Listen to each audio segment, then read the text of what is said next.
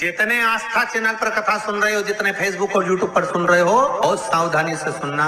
अमावस्या के दिन प्रदोष काल में, प्रदोष के समय पर, प्रदोष काल में शाम के समय पर जाकर किसी भी नदी, तालाब, बावड़ी, कुआं, कहीं ना कहीं जो आपके पास में हो, वहां पर एक घी का दिया, बत्ती का मुंह दक्षिण की ओर कर अवश्य जला कर जाना। सारे पितृदोष समाप्त हो जाएगा, सारा पितृदोष समाप्त। अमावस्या के दिन किसी भी जलाशय के पास में, नदी, तालाब, बावड़ी, कुआं, जो आपके शहर में, आपके गांव में, आपके नगर में हो, वहां जाकर लगा।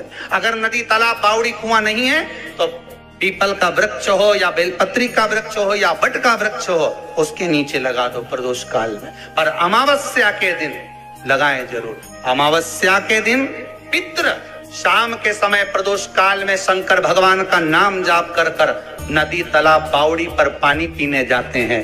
वहां से जल का आचमन कर पितृ अपने लोक को चले जाते हैं प्रदोष काल के समय पर। इसलिए प्रदोष काल में जलाशय के पास में, बावड़ी, कुआं, नदी, तालाब के किनारे पर दिया लगाया जाता है दक्षिण की ओर मुख कर बत्ती का। तो पितृ आशीर्वाद देते हुए जाते हैं कि फलो फूलो, आगे बढ़ो, उन्नति करो, तरक्की करो। ये पितरों का आशीर्वाद रहता है, पितरों का वर रहता है।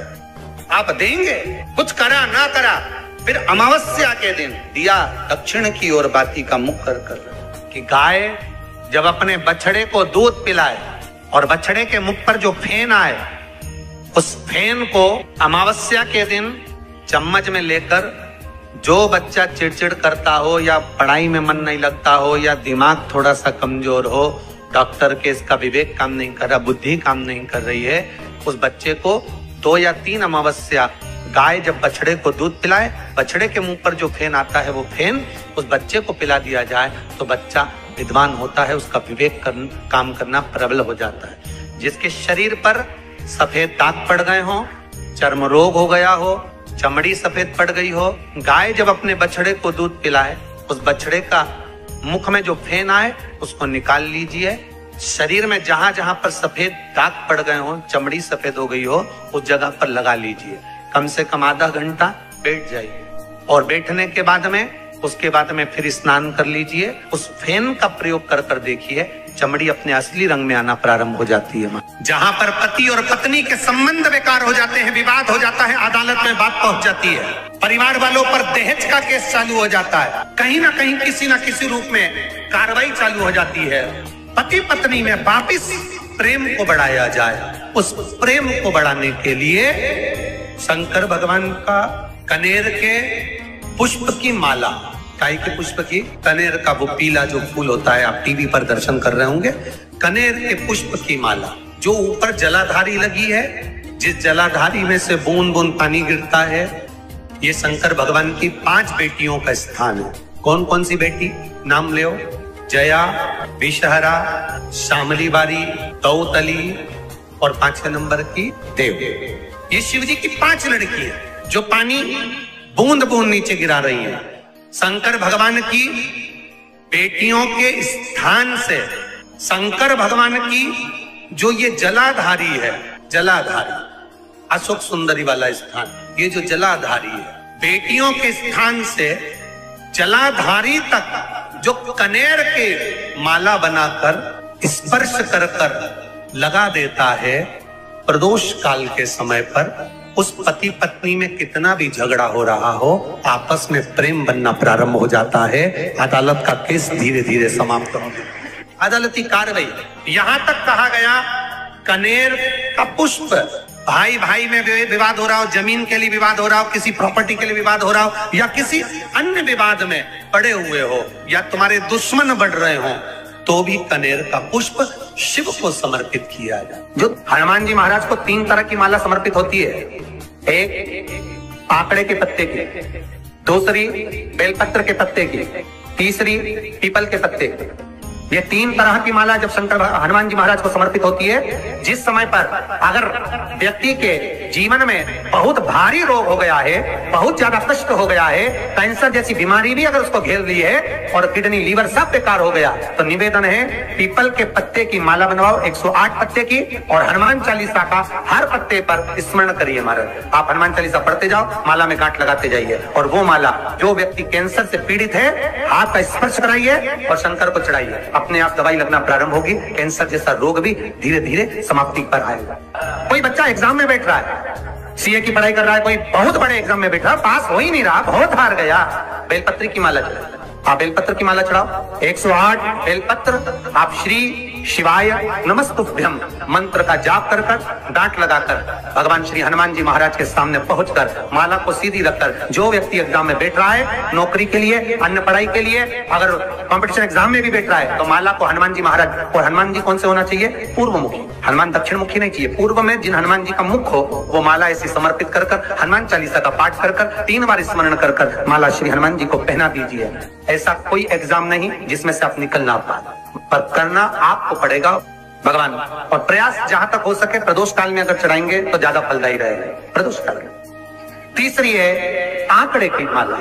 महाराज, आंकड़े के पत्ते की जो माला होती है, ये माला कार्य की सिद्धि के लिए होती है। इसमें एक एक आंकड़े के पत्ते पर सीताराम लिखा जाता है, मात्र एक पत्ता ऐसा होता है जिस पत्ते पर सीताराम नहीं लिखा जाता। 108 पत्ते में से एक पत्ता, बस उस पत्ते को हथेली में रखकर उल्टा हाथ आपको रखना है और अपनी कामना कर उस पत्ते को बांध देना है। ये जरूरी नहीं है कि 25 के बाद बांधो, 50 के बाद बांधो या 100 के बाद बांधो, आपकी मर्जी पड़े। उस खाली पत्ते को कहीं पर भी बांध दी और उस माला को अपनी कामना कर श्री हनुमान जी महाराज को समर्पित कर दीजिए महाराज। इसके लिए कोई तिथि, कोई दिन, कोई बार निश्चित नहीं है। बस ये माला जब हनुमान जी को चढ़ जाए तब एक घी का और एक तेल का दिया हनुमान जी के सम्मुख में लंबी बाती का लगा देना महाराज, एक घी का एक तेल, और अपनी कामना कर आप आ जाइए। आपकी वो कामना 2.5 महीना या 3 महीना, इससे ज्यादा नहीं जाएगा, वो कामना बाबा पूरी करेगा, क्योंकि शिव और हनुमान ये सब एक ही स्वरूप है। अगर आपको रात्रि में नींद नहीं आ रही है, ऐसा लगता है कि रात्रि को 1 घंटा 1.5 घंटा सोने के बाद कुछ गलत विचार आने लगते हैं, नींद सुबह 3 बजे तक 4 बजे तक नहीं आती, 4 बजे के बाद फिर नींद आती है, तो एक प्रैक्टिकल जरूर कर देखना। प्रैक्टिकल करने में क्या जाता है? प्रयास करने में क्या कुछ जाता है क्या? प्रैक्टिकल कर देखना कि कहीं सीओर वाला महाराज झूठ तो नहीं बोल रहा, तो प्रैक्टिकल करने में कुछ नहीं जाए। 1 लोटा पानी लो, उसमें थोड़ा सा कच्चा दूध डाल लीजिए, बेलपत्री का पेड़ या पीपल का पेड़ या बट का पेड़, इन पेड़ के नीचे ले जाकर उस दूध को दोपहर में सुबह 10 बजे से लेकर 12 बजे के बीच में ले जाकर चढ़ा दीजिए। रात्रि को फिर ना आपको प्यास लगेगी, ना भूख लगेगी, नींद एक बार लगी तो सुबह ही खुलेगी। प्रैक्टिकल करने में क्या जाता है? श्री शिवाय नमस्तुभ्यम, सब बोलिए एक बार जमकर, श्री शिवाय नमस्तुभ्यम। प्रैक्टिकल जरूर करना, कहीं सीओर वाला महाराज झूठ तो नहीं बोल रहा। शास्त्रों की बातें हमारे जीवन में हमें सुख प्रदान करे, इसलिए इस भाव का। कावड़ियों को 2 चीज का स्मरण हमेशा रखना चाहिए कि जब जल भरने के लिए कावड़िया घर से जाए, आप लोग भी अगर कोई 16 अगस्त को सीहोर आए, हम आपसे भी कहेंगे कावड़िया जब जल भरने के लिए जाए तो 2 चीजों का स्मरण होना चाहिए। एक, अपने घर से निकलते समय दरवाजे के बाहर 2 स्वस्तिक बनाकर अवश्य आए, 2 स्वस्तिक बनाकर अवश्य आए। कावड़ियों का नियम होना चाहिए, घर से जब निकले 2 स्वस्तिक दरवाजे पर बनाकर आना चाहिए।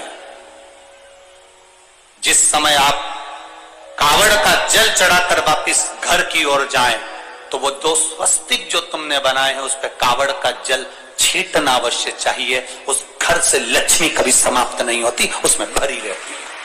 कावड़ियों का स्मरण में आना, जब जल भरने जाओ तुम्हारे दरवाजे पर स्वस्तिक बना होना चाहिए।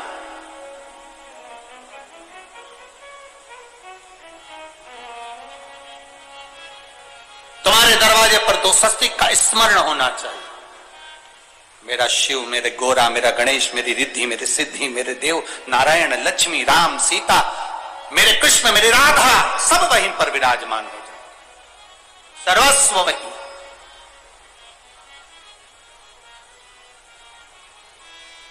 कावड़ियों को स्मरण होना चाहिए और कावड़ियों को इस बात का भी स्मरण रखना चाहिए कि अपनी कावड़ यात्रा, जैसे सीहोर में तो 10-11 किलोमीटर की है, सीहोर सीवन नदी से जल भरा और 11 किलोमीटर दूर बाबा कुबेर भंडारी को चढ़ाया। आप सुल्तानगंज से भर रहे हो, हरिद्वार से भर रहे हो, आप प्रयागराज से भर रहे हो, जहां से भी आप जल भर रहे हो या अपने नजदीक से भर रहे हो, जितनी दूर तक कावड़ लेकर जा रहे हो उतनी दूर तक तुम्हारे मुख से व्यर्थ की बात ना निकलते हुए भगवान का नाम निकलना चाहिए। बोल बम का नारा है, बोल बम बोल बम बोल बम बोल बम।